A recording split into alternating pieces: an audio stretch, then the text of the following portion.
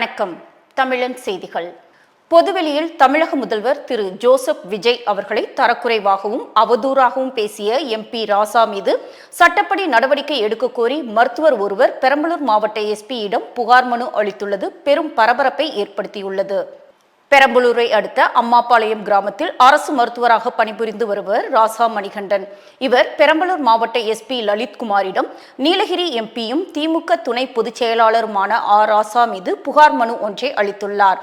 இந்த புகாரில் திருவாரூரில் நடைபெற்ற முன்னாள் அமைச்சர் மதிவாணன் இல்ல திருமண விழாவில் கலந்து கொண்டு பேசிய எம்பி ராசா தமிழக முதல்வர் ஜோசப் விஜய் அவர்களை பற்றி ராஜாஜி, அண்ணா போன்ற தலைவர்கள் வைத்து வந்த முதல்வர் பதவியில் தற்போது நாதாரிகள் அந்த பதவியில் அமர்ந்து நாட்டை சீரழித்துக் கொண்டிருப்பதாக பேசியுள்ளார்.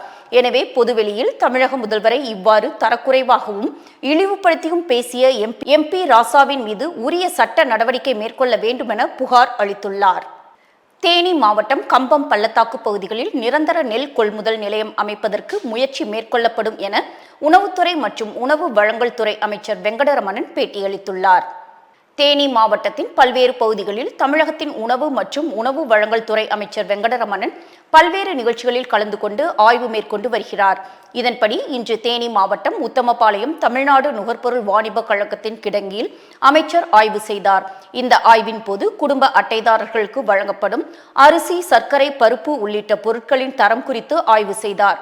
மேலும் கிடங்கில் பொருள்களின் வரத்து, வெளியேற்றம் ஆகியவற்றின் எடை, எண்ணிக்கை உள்ளிட்டவற்றையும் அதற்கான ஆவணங்களையும் ஆய்வு செய்தார். தொடர்ந்து அனைவரும் சிறந்த முறையில் பணியாற்றுமாறு அறிவுறுத்தி சென்றார். தென்பெண்ணை ஆற்றின் கெலவரப்பள்ளி அணையின் இடதுபுற பாசன கால்வாய் சீரமைப்பு பணிகளை வேப்பனஹள்ளி சட்டமன்ற உறுப்பினர் சீனிவாசன் இருசக்கர வாகனத்தில் நேரில் சென்று பார்வையிட்டு ஆய்வு செய்தார். ஓசூர் தொகுதி ஆளுநர் பகுதி முதல் சூளகிரி தொகுதி வரை உள்ள இடது கால்வாயை முழுமையாக ஆய்வு செய்த அவர் அதன் பின்னர் பத்திரிகையாளர்களை சந்தித்து பேசிய போது விவசாயிகளின் நியாயமான கோரிக்கையை ஏற்று இன்று இப்பகுதியில் நேரடியாக 4 சக்கர வாகனம் செல்ல முடியாத இடங்களிலும் ஆய்வு செய்ய வேண்டும் என்று அனைத்து பகுதிகளிலும் 2 சக்கர வாகனத்திலேயே நேரில் சென்று ஆய்வு மேற்கொள்ளப்பட்டது என்றும் மேலும் மீதமுள்ள பணிகளையும் விரைந்து முடிக்க சம்பந்தப்பட்ட துறை சார்ந்த அதிகாரிகளிடம் அறிவுறுத்தப்பட்டுள்ளது என்று கூறினார். திருவண்ணாமலையில் ரூபாய் 3.25 லட்சம் மதிப்புள்ள 2 இருசக்கர வாகனங்கள் அன்பளிப்பாக வழங்கிய தம்பதியர்களுக்கு பொதுமக்கள் பாராட்டுக்கள் தெரிவித்து வருகின்றனர். திருவண்ணாமலை மாநகராட்சி தியாகி அண்ணாமலை நகரில் வசித்து வரும் மக்களுக்கு தமிழக முதலமைச்சர் சி ஜோசப் விஜய் அவர்களின் 52வது பிறந்த நாளை முன்னிட்டு மேற்கு ஒன்றிய மகளிர் அணி அம்பிகா மற்றும் திரைப்பட தயாரிப்பாளர் பாட்ஷா முன்னிலையில் 500க்கும் மேற்பட்ட பொதுமக்களுக்கு சேலை உள்ளிட்ட நலத்திட்ட உதவிகளை திருவண்ணாமலை தெற்கு மாவட்டம் தமிழக வெற்றிக் கழகம் மாவட்ட செயலாளர் கே பாரதிதாசன் வழங்கினார். இந்நிகழ்ச்சியில் செங்கம் நகரத்தை சேர்ந்த மகளிர் அணி அமைப்பாளர் மாலதி பாலாஜி தம்பதியினர் ரூபாய் 3.25 லட்சம் மதிப்புள்ள 2 இருசக்கர வாகனங்களை தேர்தல் நேரத்தில் சிறப்பாக பணியாற்றிய தமிழக வெற்றிக் கழக தகவல் தொழில்நுட்ப அணியை சேர்ந்த 2 இளைஞர்களுக்கு வழங்கினார். இந்நிகழ்விற்கு நிகழ்ச்சியில் கலந்து கொண்ட பொதுமக்கள் பாராட்டுக்களை தெரிவித்து வந்தனர். சேலம் மாவட்டம் எடப்பாடி அருகே நீட் தேர்வு பயத்தால் உயிரிழந்த மாணவி கோபிகாவின் இல்லத்திற்கு தமிழ்நாடு காங்கிரஸ் கமிட்டி தலைவர் மாணிக்கம் தாகூர் நேரில் சென்று அஞ்சலி செலுத்தி குடும்பத்தினருக்கு 1 லட்சம் நிதியுதவி வழங்கினார். சேலம் மாவட்டம் எடப்பாடி அடுத்துள்ள கொங்கனாபுரம் ஒன்றியத்திற்குட்பட்ட வெள்ளாளபுரம் கிராமத்தைச் சேர்ந்த சேகர் புவனேஸ்வரி தம்பதியினரின் மகள் கோபிகா. இவர் நீட் தேர்வு பயத்தால் கடந்த மாதம் உயிரிழந்த சம்பவம் தமிழகம் முழுவதும் பெரும் அதிர்ச்சியை ஏற்படுத்தியது. இந்த நிலையில் தமிழ்நாடு காங்கிரஸ் கமிட்டி தலைவர் மாணிக்கம் தாகூர், நாடாளுமன்ற உறுப்பினர் வசந்த்குமார் மற்றும் காங்கிரஸ் நிர்வாகிகளுடன் கோபிகாவின் இல்லத்திற்கு நேரில் சென்று அவரது உருவப்படத்திற்கு மலர் தூவி அஞ்சலி செலுத்தினார். தொடர்ந்து குடும்பத்தினருக்கு ஆறுதல் கூறி தமிழ்நாடு காங்கிரஸ் கமிட்டி சார்பில் 1 லட்சம் ரூபாய் நிதியுதவியை வழங்கினார். தமிழக முதல்வர் திரு ஜோசப் விஜய் அவர்களின் பிறந்த நாள் அன்று திருப்பரங்குன்றம் சட்டமன்ற தொகுதிக்குட்பட்ட பகுதிகளில் பிறந்த குழந்தைகளுக்கு இன்று திருப்பரங்குன்றம் சட்டமன்ற உறுப்பினர் தங்க மோதிரம் அணிவித்தார். தமிழக எரிசக்தி மற்றும் சட்டத்துறை அமைச்சர் CTR நிர்மல்குமார் மதுரை திருநகரில் உள்ள திருப்பரங்குன்றம் சட்டமன்ற அலுவலகத்தில் நடைபெற்ற இந்த நிகழ்ச்சியில் 10க்கும் மேற்பட்ட இளம் ஜோடியினர் தங்களது கை குழந்தைகளை அமைச்சரிடம் கொடுத்து புகைப்படம் எடுத்துக்கொண்டனர்.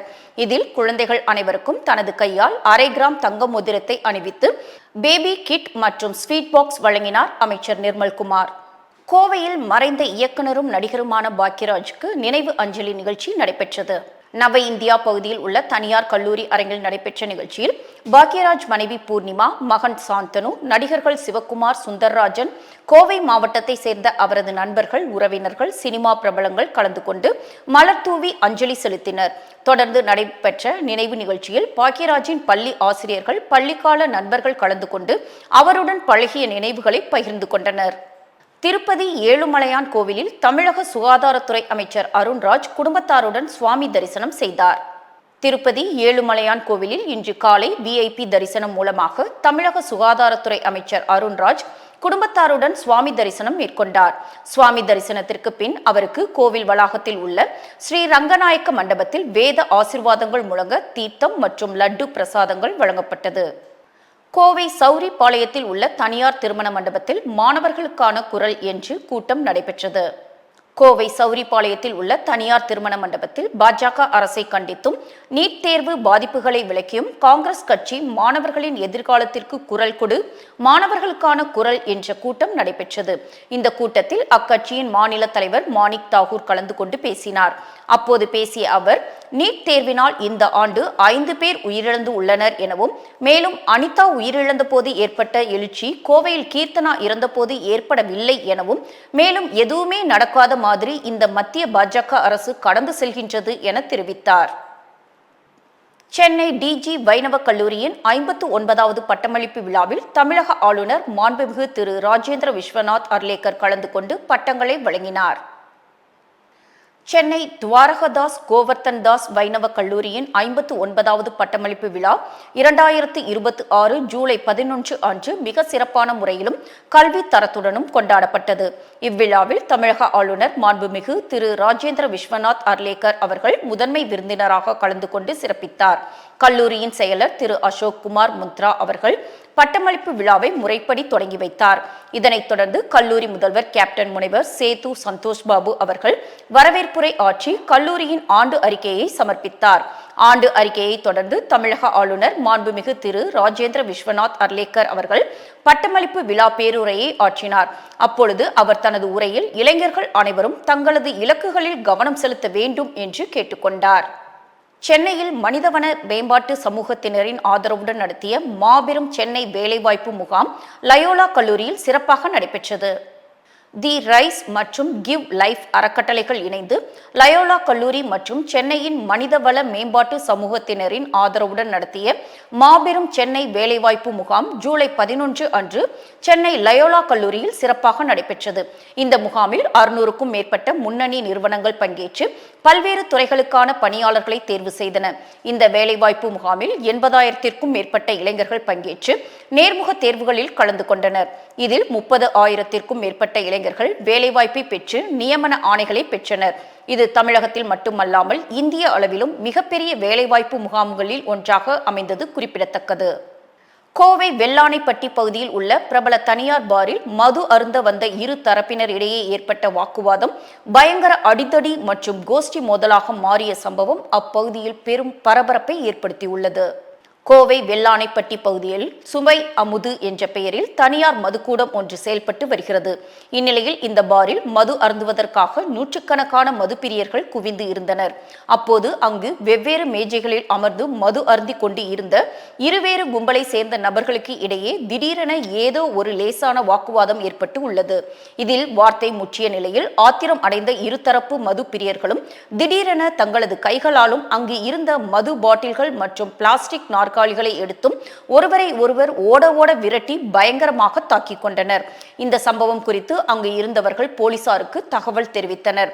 தகவல் அறிந்து சம்பவ இடத்திற்கு வந்த போலீசார் பாரில் இருந்த CCTV காட்சிகளை பறிமுதல் செய்து பொது அமைதிக்கு குந்தகம் விளைவித்து பயங்கர மோதலில் ஈடுபட்ட ரவுடி கும்பல் யார் என்பது குறித்து தீவிர விசாரணை மேற்கொண்டு வருகின்றனர்.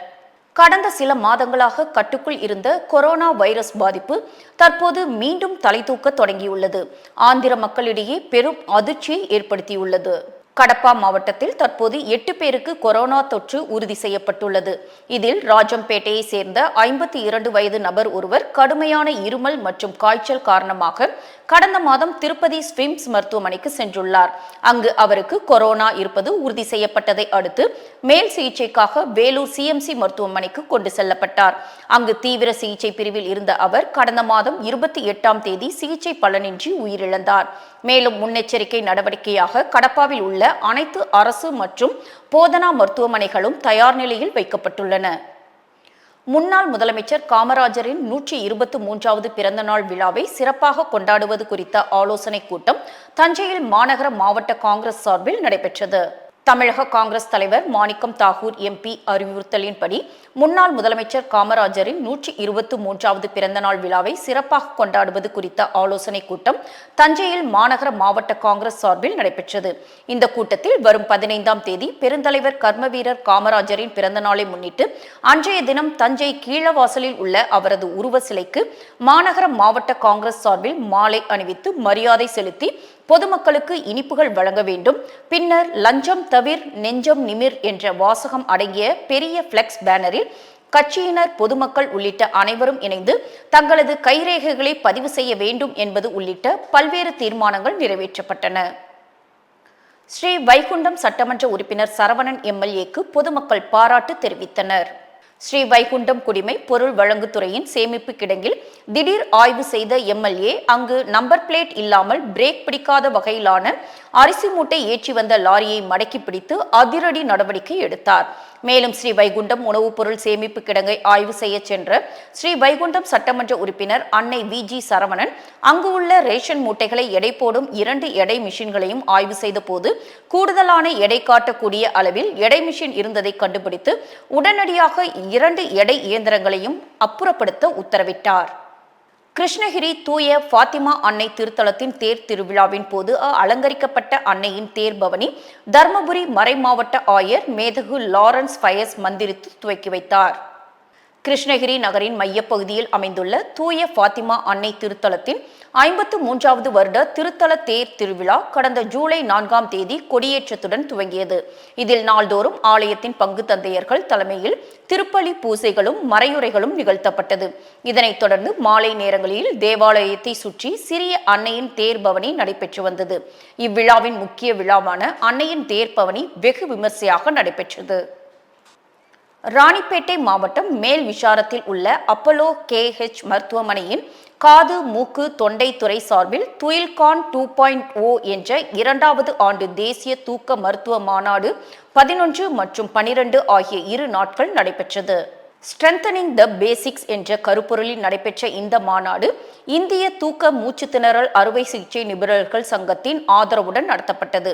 இதில் நாடு முழுவதும் இருந்து காது மூக்கு தொண்டை மருத்துவர்கள், தூக்க மருத்துவ நிபுணர்கள், முதுநிலை மருத்துவ மாணவர்கள் மற்றும் பல்வேறு மருத்துவத்துறை வல்லுநர்கள் இதில் பங்கேற்றனர். இந்த மாநாட்டின் முக்கிய அம்சமாக குறைந்த எண்ணிக்கையிலான மருத்துவர்களுக்காக ஒருவருக்கு ஒருவர் பயிற்சி வழங்கும் ஹேண்ட்ஸ் ஆன் ஒர்க் ஷாப் நடைபெற்றது.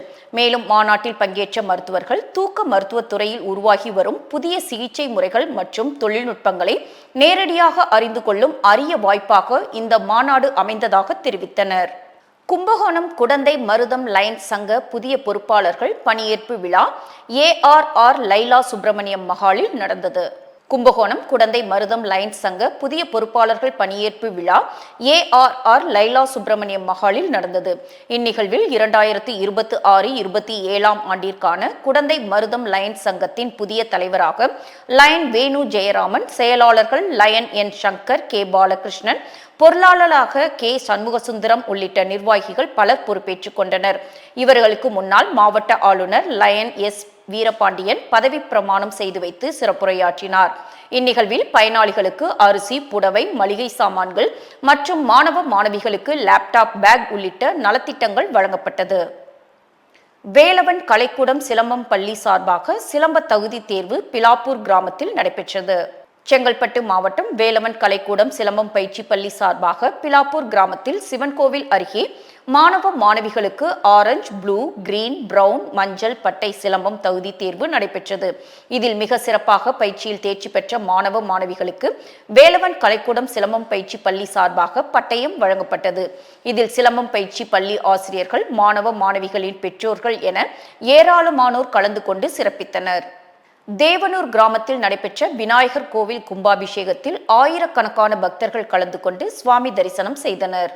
அரியலூர் மாவட்டம் ஜெயங்கொண்டம் அருகே உள்ள தேவனூர் கிராமத்தில் எழுந்தருளியுள்ள பிரசித்தி பெற்ற ஸ்ரீ சித்தி விநாயகர் ஆலய கும்பாபிஷேக விழா வெகு விமர்சையாக இன்று நடைபெற்றது. கும்பாபிஷேக திருவிழாவை ஒட்டி நேற்று கணபதி ஹோமத்துடன் யாகசாலை பூஜை தொடங்கப்பட்டு பூஜைகள் நடைபெற்றது. இதனை அடுத்து இன்று காலை மேளதாளங்கள் முழங்க யாகசாலையில் வைக்கப்பட்டு பூஜிக்கப்பட்ட புனித நீர் அடங்கிய கலசங்கள் ஊர்வலமாக எடுத்து செல்லப்பட்டு கோவிலில் கோபுர கலசத்தில் வேத மந்திரங்கள் முழங்க புனித நீரை ஊற்றி கும்பாபிஷேகம் நடைபெற்றது.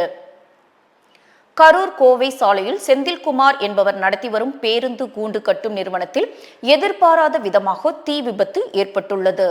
கரூர் கோவை சாலையில் செந்தில்குமார் என்பவர் நடத்தி வரும் பேருந்து கூண்டு கட்டும் நிறுவனத்தில் எதிர்பாராத விதமாக தீ விபத்து ஏற்பட்டுள்ளது. இந்த சம்பவம் குறித்து தகவல் அறிந்து சம்பவ இடத்திற்கு விரைந்து வந்த தீயணைப்பு துறையினர் 3 தீயணைப்பு வாகனங்கள் மற்றும் தண்ணீர் லாரிகளின் மூலம் சுமார் 3 மணி நேரம் போராடி தீயை முழுமையாக கட்டுக்குள் கொண்டு வந்தனர். இந்த சம்பவம் குறித்து போலீசார் நடத்திய முதல்கட்ட விசாரணையில் பேருந்து கூண்டு கட்டுமான நிறுவனம் அருகே செயல்பட்டு வரும் அரசு மதுபான கடை அருகில் கொட்டி வைக்கப்பட்டிருந்த குப்பைகளுக்கு மர்ம நபர்கள் தீ வைத்ததே இந்த விபத்துக்கு காரணம் என தகவல் வெளியாகியுள்ளது. மதுரை தக்கன்குளம் பகுதியில் உள்ள நகைச்சுவை நடிகர் மதுரை முத்து இடத்தில் அமைக்கப்பட்ட நூலகம் திறப்பு விழா இன்று நடைபெற்றது. மதுரை தக்கன்குளம் பகுதியில் நகைச்சுவை நடிகர் மதுரை முத்து இடத்தில் அமைக்கப்பட்ட நூலகம் திறப்பு விழா நடைபெற்றது. இதில் சிறப்பு விருந்தினராக பங்கேற்ற பட்டிமன்ற நடுவர் சாலமன் பாப்பையா நூலகத்தை திறந்து வைத்தார். தொடர்ந்து நடைபெற்ற நிகழ்ச்சியில் ஏழை மற்றும் எளிய குடும்பங்களை சேர்ந்த மாணவர்களுக்கு புத்தகங்கள், புத்தாடைகள், மரக்கன்றுகள் உள்ளிட்ட நலத்திட்ட உதவிகளை வழங்கினார். தொடர்ந்து செய்தியாளர்களை சந்தித்து பேசிய பட்டிமன்ற நடுவர் சாலமன் பாப்பையா வாசிப்பு பழக்கத்தை ஊக்குவிக்கும் வகையில் நூலகங்கள் மற்றும் புத்தகங்கள் மாணவர்களின் முன்னேற்றத்திற்கு முக்கிய பங்காற்றுகின்றன என்றார். மேலும் தங்களுக்கு விருப்பமான துறையில் மாணவர்கள் புத்தகங்களை படித்து முன்னேறுவதற்கான வாய்ப்பை உருவாக்க வேண்டும் என்றும் தெரிவித்தார். திருப்பூரில் இந்திய மாணவர் சங்கம் சார்பில் இன்று ஒருநாள் அடையாள உண்ணாவிரத போராட்டம் நடைபெற்றது. மருத்துவ படிப்புகளுக்கான நீட் நுழைவுத் தேர்வில் நாடு முழுவதும் அரங்கேறி வரும் தொடர் முறைகேடுகள், குளறுபடிகள் மற்றும் வினாத்தாள்கள் கசிவு ஆகியவற்றை கண்டித்து இந்திய மாணவர் சங்கம் சார்பில் திருப்பூரில் இன்று ஒருநாள் அடையாள உண்ணாவிரத போராட்டம் நடைபெற்றது. ஏழை, எளிய மற்றும் கிராமப்புற மாணவர்களின் மருத்துவ கனவை சிதைக்கும் நீட் தேர்வு முறையை உடனடியாக திரும்ப பெற வேண்டும். தேர்வு நடைமுறைகளில் தொடர்ச்சியாக பெரும் குளறுபடிகள் நடந்து வருவதால் அதற்கு பொறுப்பேற்று மத்திய கல்வி அமைச்சர் உடனடியாக தனது பதவியை ராஜினாமா செய்ய வேண்டும் என்பது உள்ளிட்ட கோரிக்கைகளை வலியுறுத்தி இந்த அடையாள உண்ணாவிரத போராட்டமானது திருப்பூர் மாவட்ட ஆட்சியர் அலுவலகம் எதிரே நடந்து வருகிறது. இதில் இந்திய மாணவர் சங்கத்தை சேர்ந்த 50க்கும் மேற்பட்டோர் பங்கேற்றுள்ளனர். திருப்பத்தூர் மாவட்டம் ஜோலார்பேட்டை அடுத்த சோலையூர் பகுதியில் அமைந்துள்ள மாரியம்மன் ஆலயத்தில் கெங்கையம்மன் மகா கும்பாபிஷேக விழா நடைபெற்றது. விழாவில் யாகசாலை பூஜைகள் செய்யப்பட்டு 2ஆம் கால யாக வேள்வி நடத்தப்பட்டு கலச புறப்பாடு செய்து கோபுர கலசத்திற்கு புனித நீர் ஊற்றப்பட்டது. மேலும் ஆலயத்தில் சுற்றி இருந்த 10,000த்திற்கும் மேற்பட்ட பக்தர்கள் மீது புனித நீர் தெளிக்கப்பட்டது. இந்த மகா கும்பாபிஷேக விழா ஊர்கவுண்டர் சீனிவாசன் தலைமையில் வெகு சிறப்பாக நடைபெற்றது. இதில் திரளான பக்தர்கள் கலந்து கொண்டு அம்மன் அருள் பெற்று சென்றனர். ஊத்தங்கரை 4 முனை சந்திப்பில் யாதவ இளைஞர் பண்பாட்டு சங்கம் சார்பில் சுதந்திர போராட்ட தியாகி அழகு முத்துக்கோன் அவர்களின் 269வது குருபூஜை விழா நடைபெற்றது. கிருஷ்ணகிரி மாவட்டம் ஊத்தங்கரை 4 முனை சந்திப்பில் யாதவ் இளைஞர் பண்பாட்டு சங்கம் சார்பில் அலங்கரிக்கப்பட்ட தியாகி அழகு முத்துக்கோன் அவர்களின் 269வது குருபூஜை விழாவை முன்னிட்டு அவருடைய படத்திற்கு சிறப்பு அழைப்பாளராக அன்பு யாதவ், நரேஷ் யாதவ், பிரபு யாதவ் ஆகியோர் கலந்து கொண்டு மலர் தூவி மரியாதை செய்தனர். பிறகு பொதுமக்களுக்கு அன்னதானம் மற்றும் மரக்கன்றுகளை வழங்கினர். வாலஜாபேட்டையில் அரசு நிலம் ஆக்கிரமிப்பும் அகற்றக் கோரி வட்டாட்சியர் மற்றும் அதிகாரிகளிடம் பொதுமக்கள் புகார் அளித்தனர். வாலஜாபேட்டை நகராட்சி 14வது வார்டில் அமைந்துள்ள திரௌபதி அம்மன் கோவில் சுற்றுவட்டார பகுதியில் 50 ஆண்டுகளுக்கும் மேலாக பொதுமக்கள், வாகனங்கள் மற்றும் ஆம்புலன்ஸ் போக்குவரத்திற்கு பயன்பட்டு வரும் அரசு நத்தம் புறம்போக்கு நிலத்தை தனிநபர்கள் சிலர் சட்டவிரோதமாக ஆக்கிரமித்து கட்டுமான பணிகளை மேற்கொண்டு வருவதாக புகார் எழுந்துள்ளது. இதுகுறித்து உதவும் பறவைகள் பொதுநல சேவை அமைப்பின் தலைவர் க. குமார் மற்றும் அப்பகுதி பொதுமக்கள் இணைந்து வாலஜாபேட்டை வட்டாட்சியரிடம் மனு அளித்துள்ளனர். இந்த மனுவில் கோவிலுக்கு எந்தவித சட்டப்பூர்வ அங்கீகாரமும் இல்லாத நிலையில் தங்களை நிர்வாகி மற்றும் தலைவர் என கூறிக்கொள்ளும் இருவர் அரசு அனுமதியின்றி வணிக நோக்கத்திற்காக கடைகளை கட்டி வாடகைக்கு விட முயல்வதாகவும் இதுகுறித்து தட்டி கேட்ட பொதுமக்களுக்கு முரணான பதில்களை அளித்து வருவதாகவும் குற்றம் சாட்டப்பட்டுள்ளது. தமிழ்நாடு நுகர்பொருள் வாணிப கழக தொழிலாளர் சங்கத்தின் 40வது ஆண்டு பேரவையில் இறந்த தொழிலாளர் குடும்பங்களுக்கு நிதி வழங்கப்பட்டது. நாகப்பட்டினம் மாவட்ட ஏஐடியூசி தமிழ்நாடு நுகர்பொருள் வாணிப கழக சுமை தூக்கும் தொழிலாளர் சங்க 40வது ஆண்டு பேரவை கூட்டம் வேதாரண்யம் அடுத்த வடமலை ஊராட்சியில் உள்ள நேரடி நெல் கொள்முதல் நிலையம் அருகே மாநில செயலாளர் கிருஷ்ணன் தலைமையில் நடைபெற்றது. இந்நிகழ்வில் கம்யூனிஸ்ட் கட்சியின் நாகை மாவட்ட செயலாளர் சிவகுரு பாண்டியன் கொடியேற்றி வைத்தார். இதில் பங்கேற்ற நாகை நாடாளுமன்ற உறுப்பினர் செல்வராஜ் இறந்த தொழிலாளர் குடும்பங்களுக்கு 10,000 ரூபாய் வீதம் 7 பேருக்கு நிதி வழங்கினார். இப்பேரவையில் மாநில பொதுச் செயலாளர் சந்திரகுமார், மாநில தலைவர் சாமிக்கண்ணு உள்ளிட்ட ஏராளமான சங்க நிர்வாகிகள், உறுப்பினர்கள் பங்கேற்றனர். வறுமையை பயன்படுத்தி தாயாரை ஏமாற்றி வலுக்கட்டாயமாக குழந்தையை பறித்து சென்ற சம்பவம் காரைக்குடி பகுதியில் பரபரப்பை ஏற்படுத்தியுள்ளது. காரைக்குடி நாப்புதூர் வெங்கடாசலம் செட்டியார் வீதியில் வசிக்கும் டைல்ஸ் ஒட்டும் வேலை பார்க்கும் பழனிக்குமார், இவரது மனைவி லட்சுமி தம்பதியருக்கு ஏற்கனவே 3 பெண் குழந்தைகள் உள்ள நிலையில் 4வதாக பெண் குழந்தை காரைக்குடி அரசு தலைமை மருத்துவமனையில் பிறந்துள்ளது. இந்நிலையில் அவர்கள் வீட்டிற்கு பாத்திமா, சர்மிளா பேகம் மற்றும் 3வதாக ஒரு பெண்ணும் வந்து அவரது மூத்த மகள் மற்றும் லட்சுமியிடம் வற்புறுத்தி கையில் 3 லட்சம் ரூபாயை கொடுத்துவிட்டு 4வது பெண் குழந்தையை வலுக்கட்டாயமாக பறித்துக்கொண்டு மின்னல் வேகத்தில் மாயமாகிவிட்டனர். அதன் பின்பு சுதாரித்த குழந்தையின் தாயார் லட்சுமி இன்று காரைக்குடி ஏஎஸ்பி ஆசிஸ் புனியா அவர்களை சந்தித்து தன்னை ஏமாற்றி ஆசை வார்த்தை கூறி தனது பெண் குழந்தையை பறித்து சென்று விட்டதாகவும், மேலும் அவர்கள் கொடுத்து சென்ற 3 லட்சம் பணத்தை காவல்துறையிடம் ஒப்படைத்து அவர்களை கண்டுபிடித்து தனது குழந்தையை மீட்டு தருமாறு புகார் அளித்துள்ளார். தேவக்கோட்டை அருகே நடைபெற்ற வடமாடு வஞ்சிவிரட்டு போட்டியில் 14 காளைகள் மற்றும் 126 மாடுபிடி வீரர்கள் பங்கேற்றனர். சிவகங்கை மாவட்டம் தேவக்கோட்டை அருகே வில்மார் ஐயனார் கோவில் திருவிழாவை முன்னிட்டு நடைபெற்ற வடமாடு மஞ்சுவிரட்டு போட்டியில் 14 காளைகளும் 126 மாடுபிடி வீரர்களும் பங்கேற்று தங்களது வீரத்தை வெளிப்படுத்தினர். இதில் போட்டியின் முடிவில் 10 காளைகளை அடக்கி வெற்றி பெற்ற வீரர்கள் குழுவினருக்கும், வீரர்களின் பிடியில் சிக்காமல் அடங்க மறுத்த காளைகளின் உரிமையாளர்களுக்கும் விழாக்குழு சார்பில் ரொக்க பரிசுகள் வழங்கப்பட்டன. இந்த வடமாடு மஞ்சுவிரட்டு போட்டியை தேவக்கோட்டை மற்றும் சுற்றுவட்டார பகுதிகளை சேர்ந்த ஆயிரக்கணக்கான பொதுமக்கள் கைத்தட்டி உற்சாகமாக கண்டுகளித்தனர். கொடைக்கானல் தமிழ்நாடு சுற்றுலா வளர்ச்சிக் கழகத்தின் சார்பில் வார விடுமுறையில் புதிய முயற்சியாக 99 ரூபாய்க்கு சிக்கன் பிரியாணி வழங்கும் திட்டம் துவக்கப்பட்டுள்ளது. தமிழ்நாடு சுற்றுலா வளர்ச்சிக் கழகம் சார்பில் புதிய முயற்சியாக தமிழ்நாடு ஹோட்டல் அமுதகம் உணவகங்களில் 99 ரூபாய்க்கு பொதுமக்களுக்கு சிக்கன் பிரியாணி வழங்கும் நிகழ்ச்சி நடைபெற்றது. இதற்கு பொதுமக்களிடையே பெரும் வரவேற்பு காணப்பட்ட நிலையில் முக்கிய சுற்றுலா தலங்களாக உள்ள ஏற்காடு, வண்டலூர், கன்னியாகுமரி, கொடைக்கானல் உள்ளிட்ட 21 சுற்றுலா தலங்களில் வார விடுமுறையாக உள்ள இன்று 99 ரூபாய்க்கு சுற்றுலா பயணிகள் மற்றும் பொதுமக்களுக்கு விநியோகம் செய்யப்படுகின்றது. குறிப்பாக கொடைக்கானல் ஏரி சாலையில் உள்ள 2 தமிழ்நாடு சுற்றுலா வளர்ச்சிக் கழக படகு குழாம்களிலும், கோக்கஸ் வாக் சுற்றுலா தலத்திலும், தமிழ்நாடு ஓட்டலிலும் இன்று 99 ரூபாய் பிரியாணி தயார் செய்யப்பட்டு அவை சுகாதாரமான முறையில் கவரில் சிக்கன் பிரியாணி, முட்டை, தயிர் சட்னி, கத்தரிக்காய் கூட்டு உள்ளிட்டவைகள் வைக்கப்பட்டு பார்சல் செய்யப்பட்டு தமிழ்நாடு சுற்றுலா வளர்ச்சிக் கழக பார்வையாளர்களால் விநியோகம் செய்யப்படுகின்றது. இதனை சுற்றுலா பயணிகள் மற்றும் உள்ளூர் பொதுமக்கள் இந்த பிரியாணியை ஆர்வத்துடன் வாங்கி புசித்து செல்கின்றனர்.